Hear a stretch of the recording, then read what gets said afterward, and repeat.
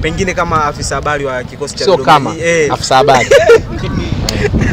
Afisa habari wa kikosi cha Dodoma Jiji, unaweza kuzungumziaje msimu wa 2024-25 kwako binafsi na kikosi chako cha Dodoma Jiji? Msimu ulikuwa na mambo mengi. Ulikuwa mzuri. Hiyo ndio general. Yes. One among the best season ever. Ushindani ulikuwa mkubwa sana. Lakini ndio msimu ambao umekuwa na sarakasi nyingi, mazingaombwe mengi. Tumeona mambo mengi sana na tumejifunza vitu vingi sana. Yaani moja kati ya matukio ambayo toka nimeingia kwenye soka sijawahi kukutana nayo ni matukio ya timu kugomea mchezo. Unamaanisha nini? Dodoma Jiji mmegomea mchezo? Tumeona sakata la Yanga na Simba. Sawa, yani miongoni mwa matukio ambayo toka nimeingia kwenye soka sijawahi kukutana, japokuwa nimeshawahi kusikia huko nyuma kwenye historia. Lakini pia ni moja kati ya vitu ambavyo vimepelekea baadhi ya maamuzi kufanyika. Kwa hiyo nimeiona pia nguvu ya vilabu vya soka. Sijui umenielewa vizuri. Kumbe kama kuna kitu hakiko sawa, kilabu kikishikilia kwenye msimamo wake, kuna baadhi ya vitu yanaweza kufanyika kwa maendeleo ya soka la Tanzania. Kwa hiyo tumeona hayo, na sisi kama vilabu ambavyo ndio tumekuja hivi karibuni kwenye ligi tumepata mengi ya kujifunza kwa wakubwa wetu Simba na Yanga na mengine ambayo yanaendelea, lakini yapo ambayo pia tumeyaona si mazuri kuyachukua kutoka kwao. Kwa hiyo ni vitu ambavyo umekuwa ni msimu wenye vitu vingi, lakini all in all umekuwa ni msimu bora, umekuwa ni msimu mzuri miongoni mwa misimu ambayo mpaka saizi bado hatujamjua bingwa. Yes. Sijui umenielewa vizuri wa ligi kuu, hapo tumeshajua nadhani timu moja ambayo inashuka. Ni moja ni mbili? Mbili. Timu mbili tumeshajua. Mpaka sasa miongoni mwa misimu michache sana hatujui nani anakwenda kucheza playoff. Sijui umenielewa vizuri. Kwa hiyo yani hizo ni moja kati ya mambo ambayo yanafanya ligi iwe bora. Lakini pia kwa mara ya kwanza kabisa mtani correct kama nitakuwa nimekosea, kwa mara ya kwanza kabisa ligi yetu msimu huu, ligi yetu imepanda mpaka nafasi ya 4 kwa viwango vya ubora Afrika. Sijui umenielewa vizuri. Lakini kwa mara ya kwanza pia tumetoa klabu ambayo inashiriki ligi kuu Tanzania bara kushika nafasi ya 4. Sijui umenielewa vizuri. Kwa hiyo unapokuwa unazungumzia ligi namba 4, sasa unaizungumzia Dodoma Jiji, unaizungumzia Pamba Jiji, unaizungumzia Kagera Sugar, unaizungumzia Singida Black Stars, unaizungumzia Simba, unaizungumzia Yanga.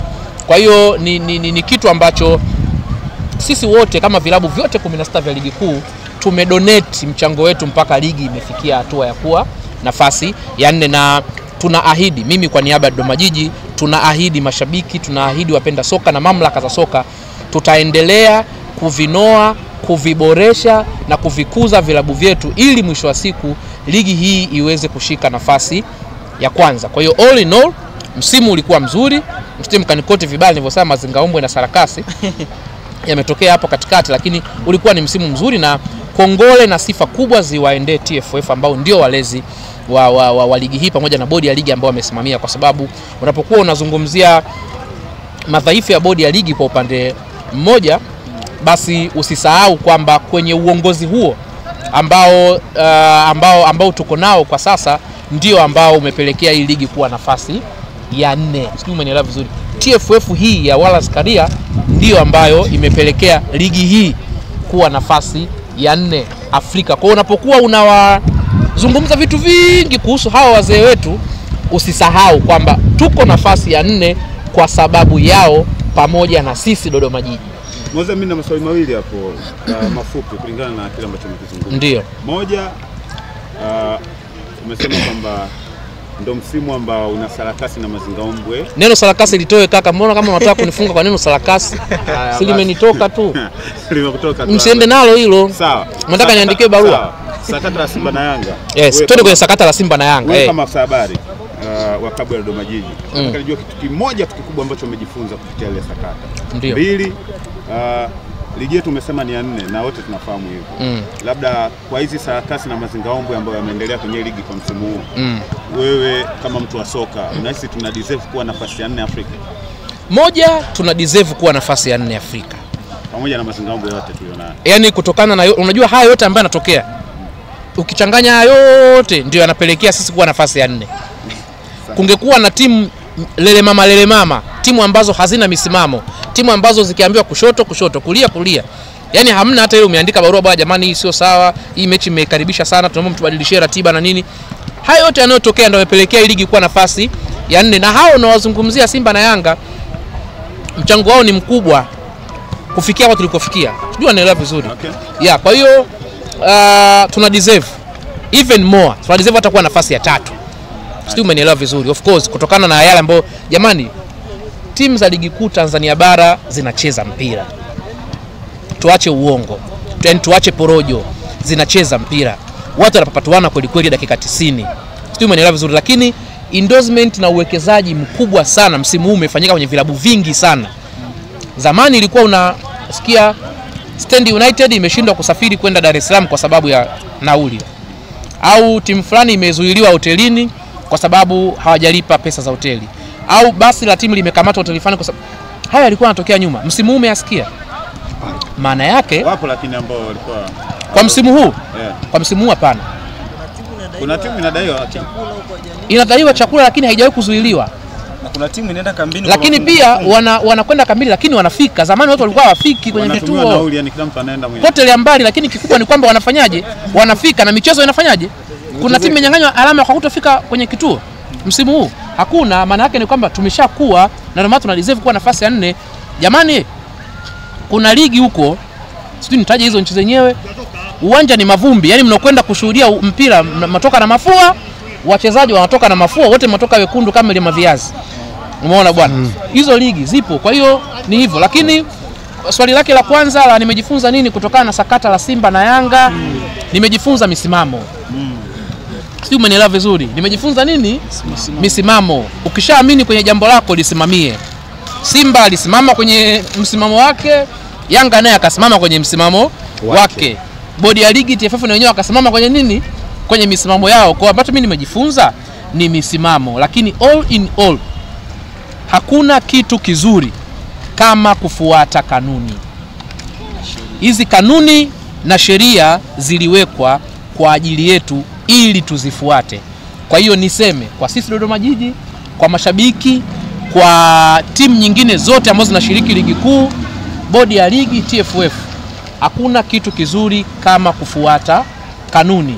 Naamini changamoto zipo kwa sababu viongozi wa ligi, viongozi wa TFF, viongozi wa Simba na Yanga, viongozi wa Dodoma Jiji ni binadamu. Lazima tutakosea.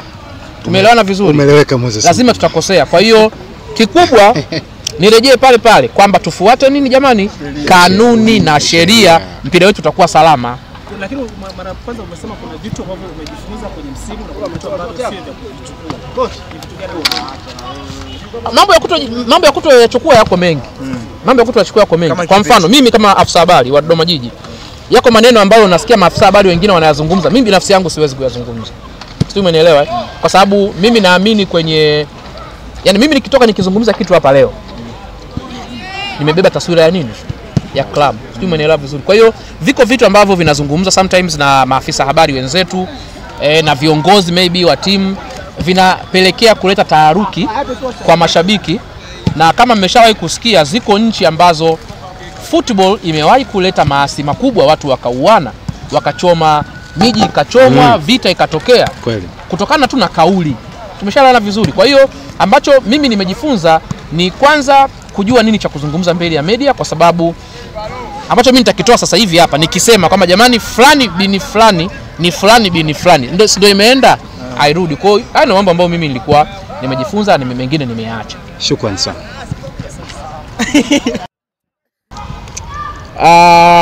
Tunajiandaa kuelekea kwenye mchezo wetu unaofuata dhidi ya Singida Black Stars siku ya Jumatano tarehe 18. Ni mchezo mzuri, mchezo mgumu, mchezo muhimu, mchezo wa kwenda kulipa kisasi. Tulipoteza kwao, tunataka tuje tuwajibu kwa vitendo kwenye uwanja wetu wa nyumbani. Uzuri ni kwamba ugumu wa uwanja huu wanaufahamu na sio uwanja mwepesi.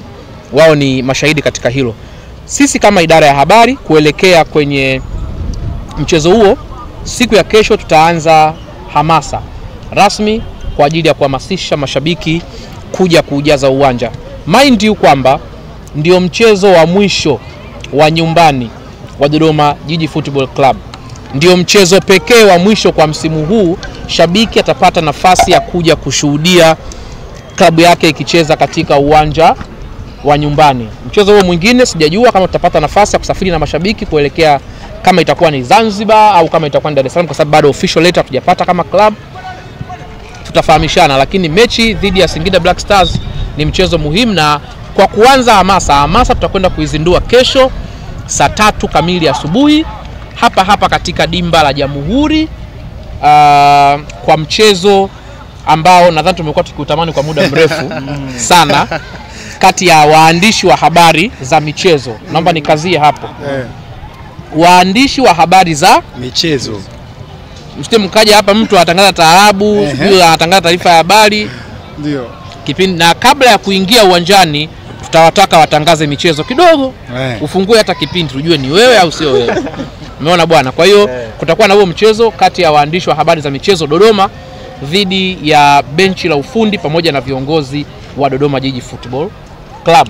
Na niwakumbushe tu kwamba kapteni wa Dodoma Jiji ni kiongozi wa timu ya Dodoma Jiji. Kwa hiyo mnaweza msishangae mkimuona naye pia akicheza upande wa Dodoma Jiji. Sisi tunaelewana vizuri. Tunaelewana. Kwa hiyo tuje kwa wingi, hakuna kiingilio, bure kabisa, Jamhuri Stadium saa 3 kamili asubuhi kutakuwa na huo mchezo wa kirafiki kama sehemu ya hamasa kuelekea kwenye mchezo wetu wa kesho kutwa dhidi ya Singida Black Stars.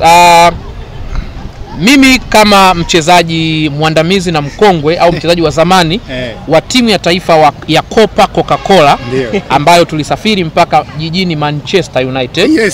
Wakati nasoma form 4 ilikuwa mwaka 2006 au 4 kama sikosei. Kesho nitacheza katika eneo kama sio golikipa, kama sio nacheza namba 4 uwanjani. Ndio maana pia nilienda kwenye Coca-Cola. Naweza kucheza golikipa, tutakubaliana na ndugu yangu Digea. Yeye ataangalia acheze kwenye waandishi wa habari au acheze kwa viongozi kote. Wewe mwandishi. Inamruhusu. Kama sio golikipa basi nitacheza beki namba 3. Moja kati ya namba zangu matata. Kama sio hiyo basi nitacheza winga ya kushoto au ya kulia, napiga miguu yote, au namba 6. Salmin Yoza niko hapa. Zote za kwako? Zote nacheza vizuri. Unatekeleza ipasavyo? Zote niko vizuri sana. Pengine Moses Zawadi kwenye mchezo wa kesho ama itakuwa ina nini?